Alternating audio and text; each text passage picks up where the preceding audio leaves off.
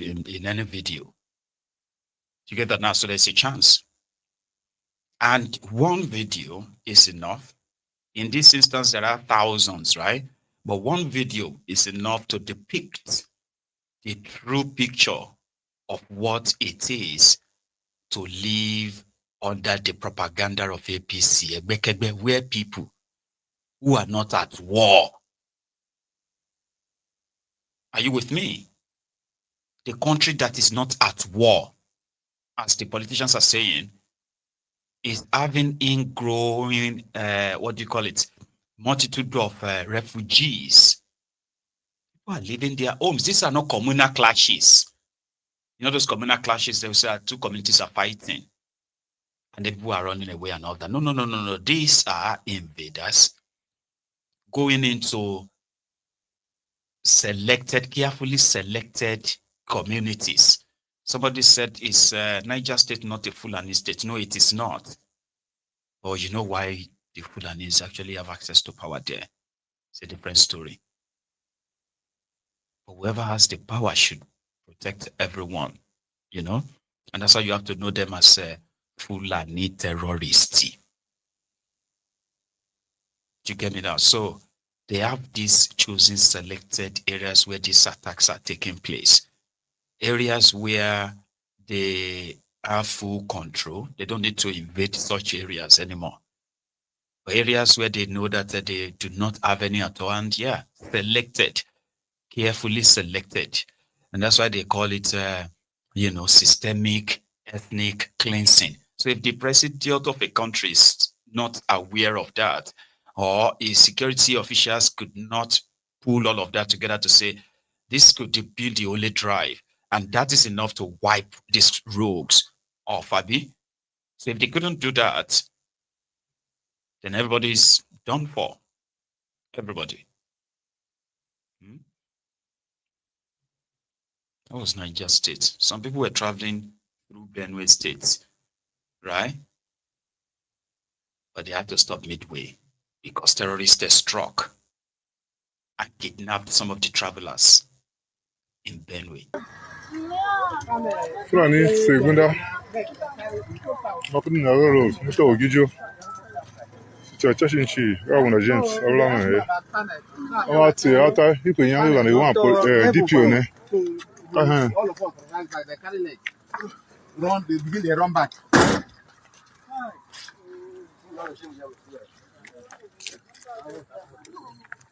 I don't know.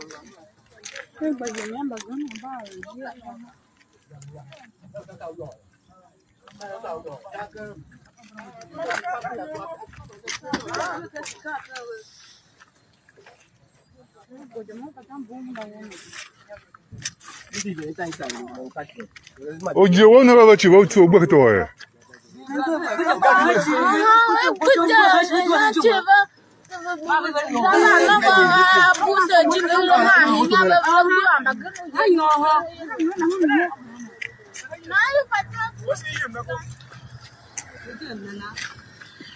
Mother Scott cigar.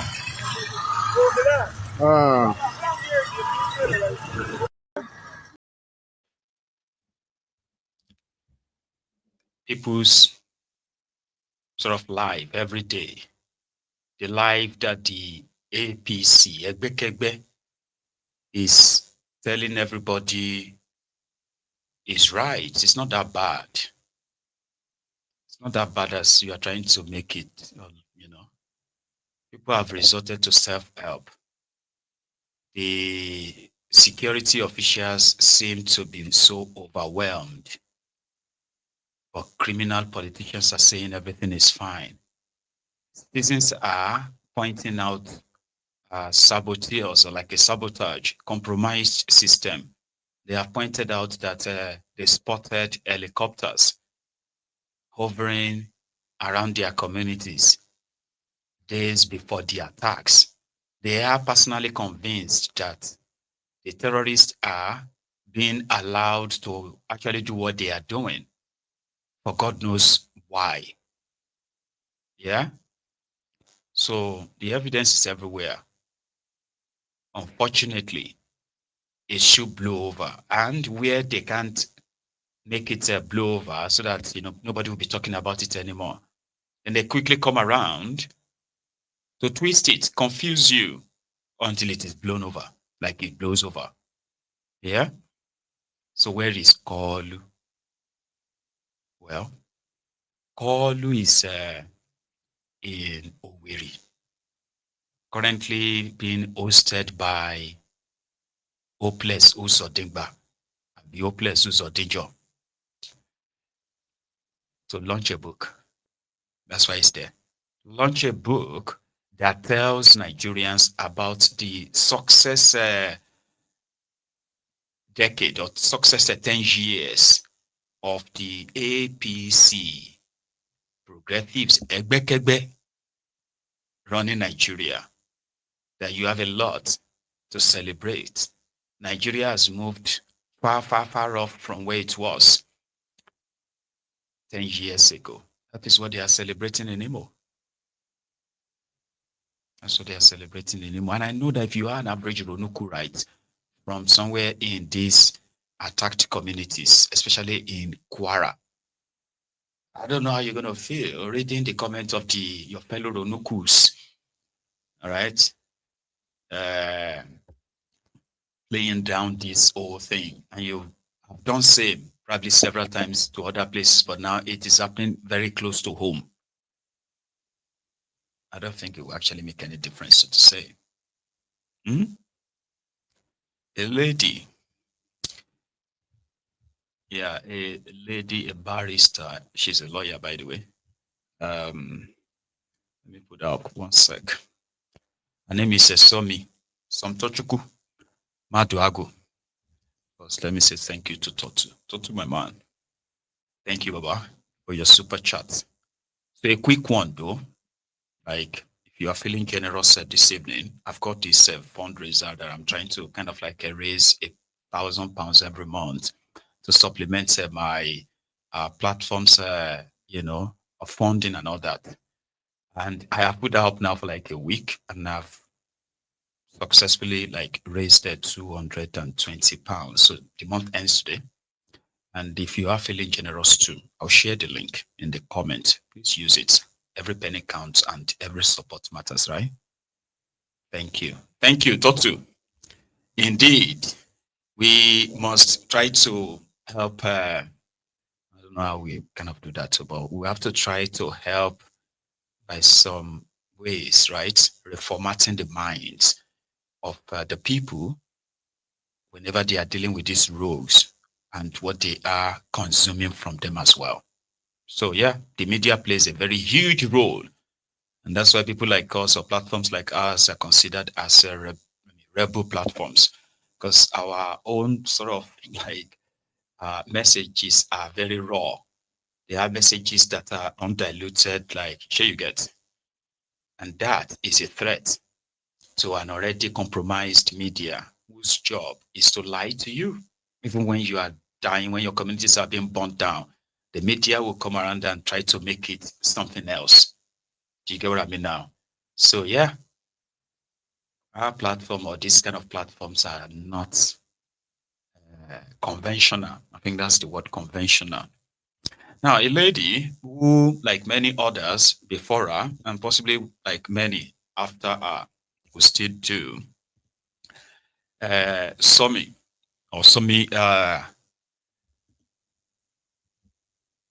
Somtochukwu. She returned back to Nigeria in 2019 after studying, law in the UK. And according to her, it was because she believed so much in Nigeria, and she was willing to go back and to go and give back to that community. So when she returned back to Nigeria, she started her own sort of like foundational advocacy sort of group, right? That are caring for everything women affairs and children. So our area of specialty or our area of kind of like, favorite is the part on the out of school children, according to her bio that they released after what happened to her. Now, Somtochukwu returned back to Nigeria, buzzing, hopeful, and according to her file, she was looking forward to making her own impact in changing the narrative of Nigeria positively, you know. So when she got back to Nigeria, she became a Rice TV correspondent, right? Even a news anchor too, where she features severally on important stories like that. So she's known. So something happened to her last night, and what was that? Armed robbers. I was talking about armed robbers yesterday, wasn't I? Anyway, armed robbers invaded her estate, according to the story. They invaded her estate to rob the estate. And somehow he panicked. He decided to jump down from, that's the story. I'm not saying that's a true story. That's what they have put out there. That's what even Arise News have heard. Somtochukwu, Sommie, was said to have jumped down from the third floor of her flat, and you know what that means, right? So she sort of like landed very badly. She was then rushed to the hospital. When they got to the hospital, the medical staff there insisted that they would only touch her if they presented the ID card. Like, that's new. They usually talk about police reports and all of that. Like, there is a law that completely banned that now. You can't use police this or that not to treat a gunshot victim or accidental victim. So what was that? So the eyewitnesses account that's currently making the rounds is that delayed in taking care of her, treating her. She bled out and she died. And that threw everybody off, like, what this or that is called, the usual. And reactions have been following.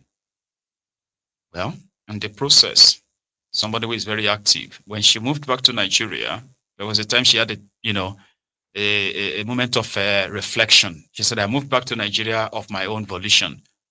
In the past 2 years, I have tried so hard not to regret this decision, meaning she moved back to Nigeria sometimes in 2017.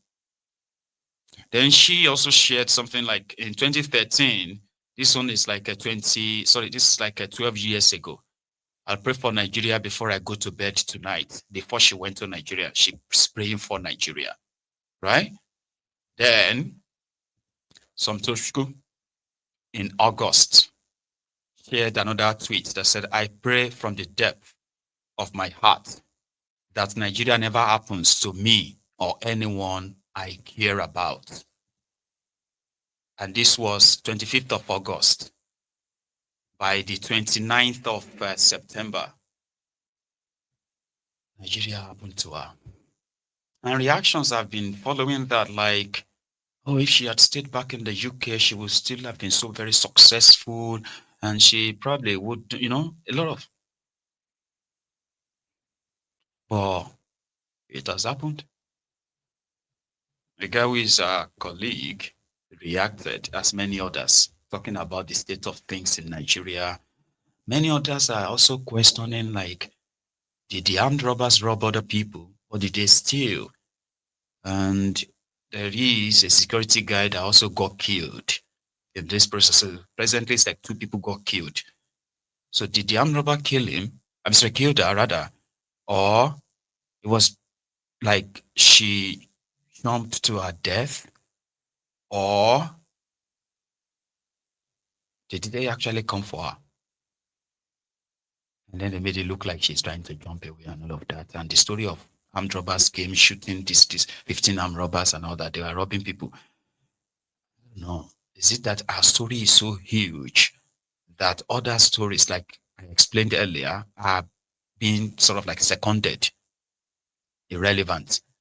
There is so much more to still know, right? Don't worry. And this a guy, I think a news room or so, anchor, he's got this to say. You know, one of the most painful aspects of going through these news stories and these very tragic stories, like Sommie's death, for example, or the death of the doctor in the elevator, or the death of that guy who, I think it was knocked down in Ikoyi or so on his bicycle, or the fire, that happened in Marina a couple of weeks ago. One of the most painful aspects of it really is none of it ever brings change. Like, no death is tragic enough in the Nigerian context for us to expect as Nigerians that things would be better next week, that changes will be made to ensure it never happens again. There is no never again in Nigerian context. There is nothing, that tells you as a Nigerian that, is living in Abuja or anywhere, that if you get attacked by armed robbers, God forbid, your situation will be different in a couple of weeks because government would learn from Sommie's death. There's nothing that tells you that if your office, for example, gets, caught on fire anywhere in Lagos, the reaction of the fire service, the ability of the fire, service would be better after what we saw a couple of weeks ago. There's nothing that tells you that an ambulance would get to the next person in 6 months' time or in 1 year, from now, because government would learn from what happened to the guy who got knocked down in Ikoyi. Nothing.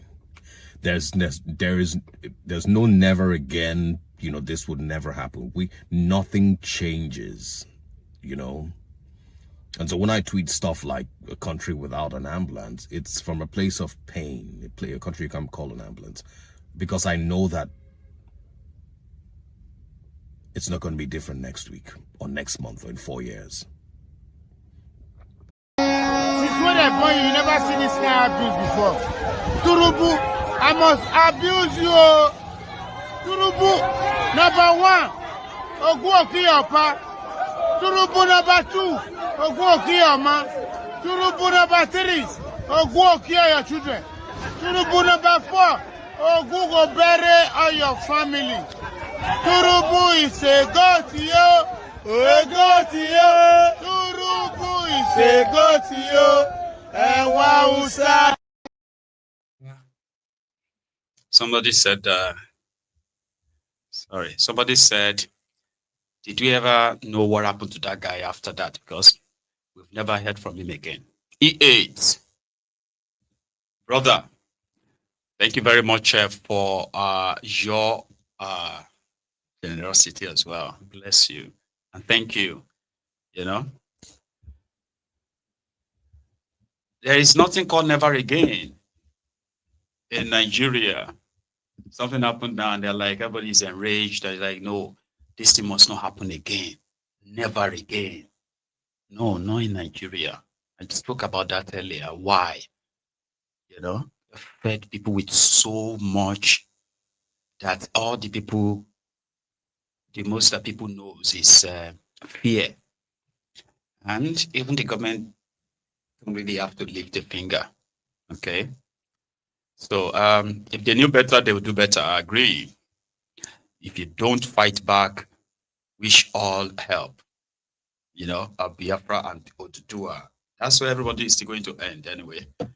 Those who believe that it is just the figment of people's imagination, happenings in that contraption daily are the ingredients that will lead everybody to that road eventually. So Showere's reaction is different to him. It is sad. This is Nigeria. Nigeria killed as Nigeria under this APC, under this kind of establishment, continue to support policies that will eventually lead to the death of Nigerians. Watch this. I reacted last night, and let me send my condolences to my family and our co-workers.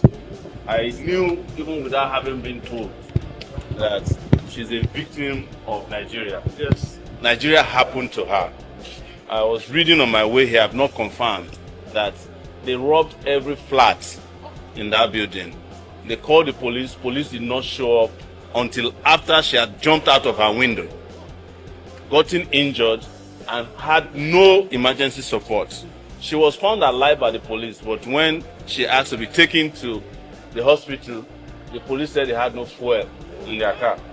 Maybe, if the police had not allowed their car to be stolen by a thief, maybe that car could have helped her to get to the hospital. Who knows? Exactly true. So yes, now. There's a fundamental problem here, people. We are in trouble. And her own tragedy is just symptomatic of that problem.